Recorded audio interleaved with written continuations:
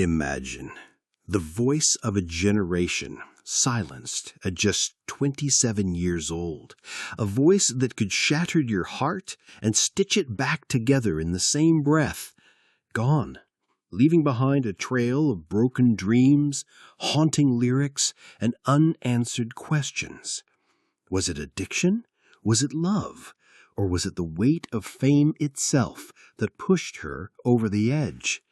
She was Amy Winehouse. The world saw the headlines, the shaky performances, the tabloid photos, but behind those glossy pages was a young woman fighting for her life and losing. In today's episode of Dark Lore with Shadows, we're stepping into the shadows of the 27 Club, an eerie list of music legends who never made it past 27. And tonight, we're telling the heartbreaking, mysterious, and at times infuriating story of Amy Winehouse. But before we begin, make sure you subscribe to Dark Lore with Shadows so you never miss another journey into the darker corners of music history. Amy Jade Winehouse was born September 14, 1983, in Southgate, North London. A little girl with a voice so raw and soulful, it seemed impossible it could come from someone so young. Her parents, Janice and Mitch, were proud of their Jewish heritage, and every Friday night the family would gather for Shabbat dinner. Candles glowing, laughter filled the room, and music always playing in the background. Music wasn't just entertainment for the Winehouses, it was in their blood. Mitch sang part-time, filling the house with jazz and the voice of Frank Sinatra, one of Amy's earliest and deepest inspirations. Amy soaked it all in, the melodies, the emotion, and from the moment she could talk, she could sing. But Amy's perfect picture of family life cracked early. When she was just 9 years old, her parents' marriage collapsed after years of her father's affair. The divorce shattered her world. Her brother got his becoming-of-age celebration. Amy never got hers. It was a wound she carried silently, but it would bleed into her lyrics years later. The Amy who emerged after the divorce was different, louder, more rebellious, swearing like an adult, wearing makeup and short skirts before she was even a teenager. Some thought she was toughening up. In truth, she was testing boundaries, desperate for someone to prove they cared enough to stop her. At 11, Amy's grandmother, Cynthia, her rock, her fiercest supporter, pushed her into theater school. Cynthia saw in Amy the spark of something extraordinary. As she was right, Amy's stage presence was magnetic, even then, playful, bold, and completely unafraid to be herself. But home life was still unstable. Mitch drifted in and out, Janice was overwhelmed, and Amy's self-destructive streak was taking root. By 15, she was battling bulimia, a fight she would never win. And by 16, she was already writing the kind of songs that sounded like they'd come from someone who had lived 10 lives. Her voice was the kind that stuck you in your tracks, smoky, aching, and wise beyond her years. A record deal would soon follow, but so would the chaos. By 19, Amy Winehouse had a record deal worth £250,000, an extraordinary gamble on a newcomer, but it paid off. In 2003, her debut album, Frank, hit the UK like a storm. Smoky jazz meets razor-sharp lyricism. It sold over 1 million copies. Amy hated most of it. Not the music itself, but the way the industry tried to polish her into something she wasn't. She was never meant to be a safe pop star. She was meant to be Amy, messy, real, and unforgettable. With fame came a change of scenery. Amy moved to Camden Town, a gritty, vibrant hub where artists, punks, and musicians collided. Camden wasn't just where she lived. It was her playground.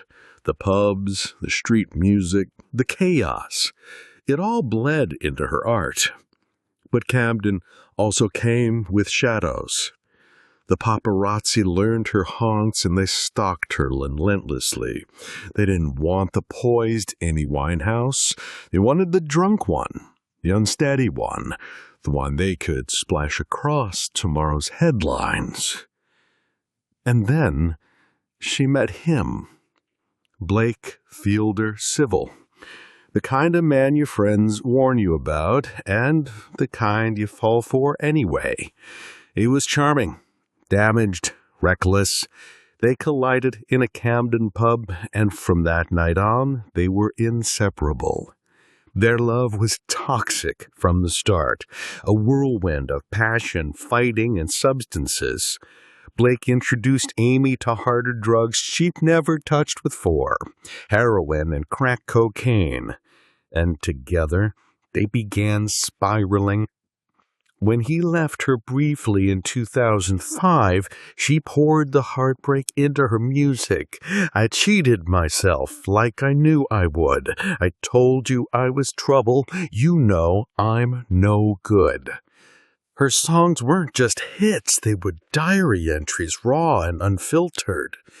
But Blake came back. He always came back, and every time he pulled her deeper into the darkness.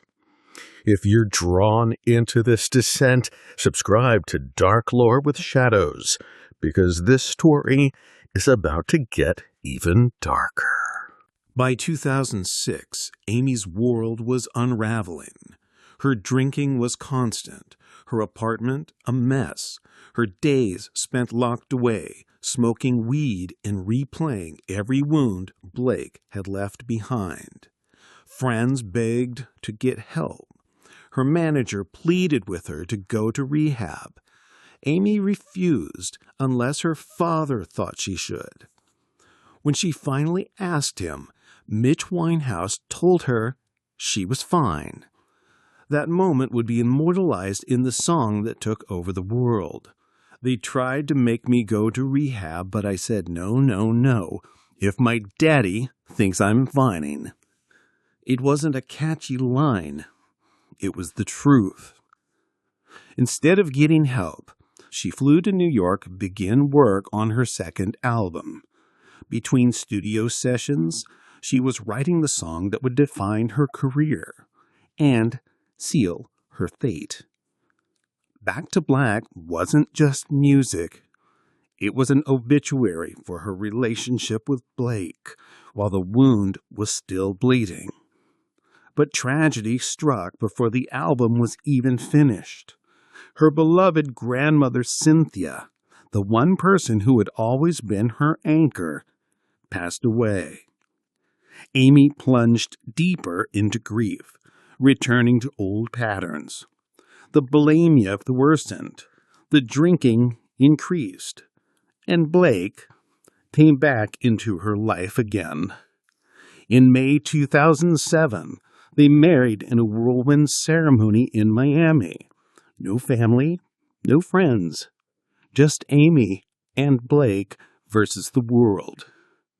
It didn't take long for the versus the world part to turn inward. Amy introduced her to heroin and crack. Within months, she was unrecognizable, painfully thin, bruised, and clearly unwell on stage.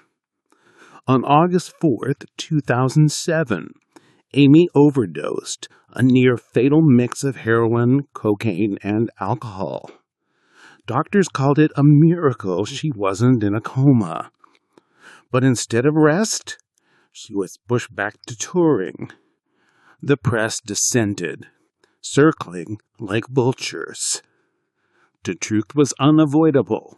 The drugs, the love, the fame, they were killing her. But Amy wasn't done singing.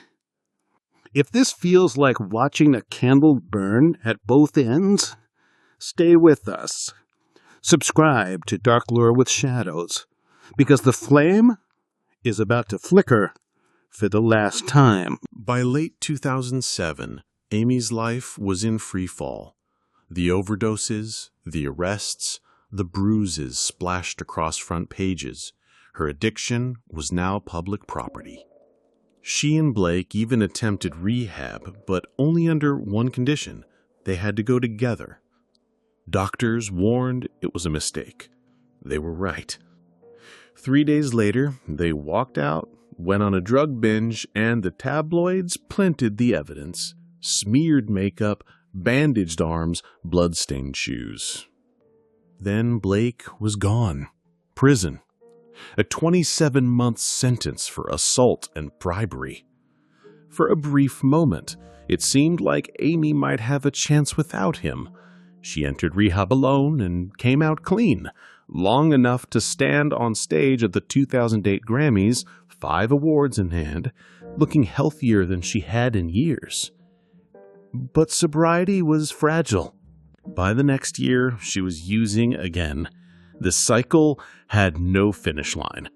The paparazzi hounded her everywhere.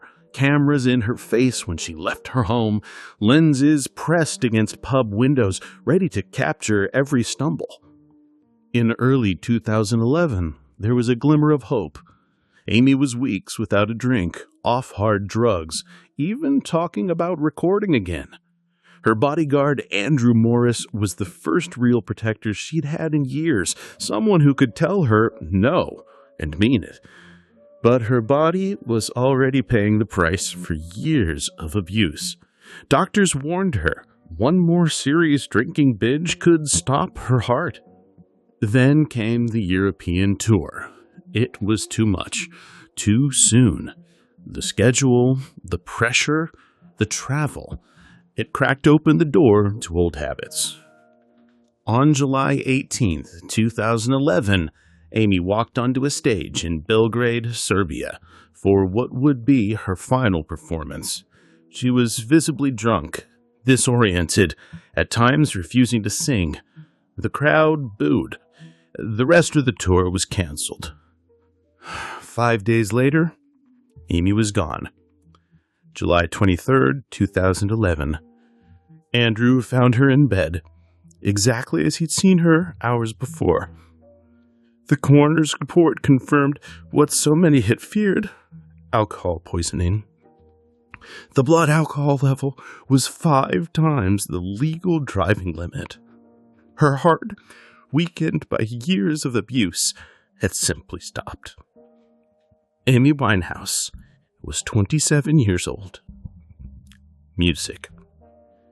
She didn't just leave behind music. She left behind a warning that even the brightest lights can burn out when no one shields them from the storm. Amy Winehouse's story isn't just the tale of a gifted artist lost too soon. It's a mirror held up to the way we consume celebrity pain, turning real suffering into tabloid headlines, clicking, sharing, forgetting there's a person underneath.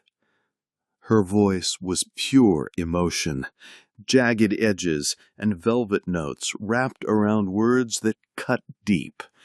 Every song was a confession, every performance a battle.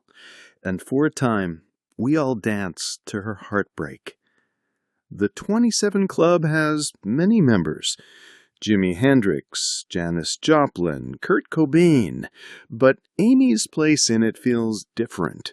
She joined in the glare of an age where the cameras never turned off, where every fall from grace could be replayed in endless loops online. We lost her in the same way we watched her live, in real time. But legends don't fade. Amy Winehouse still sings through headphones, car radios, and the memories of those who knew her, not just as a star, but as a daughter, a friend, a girl from North London who just wanted to make music. If you felt the weight of this story, if you believe some lights deserve to keep burning, hit subscribe. Join us here at Dark Lore with Shadows, where we honor the untold stories, the mysteries, and the shadows left behind. Because every song ends, but the echoes, they never die.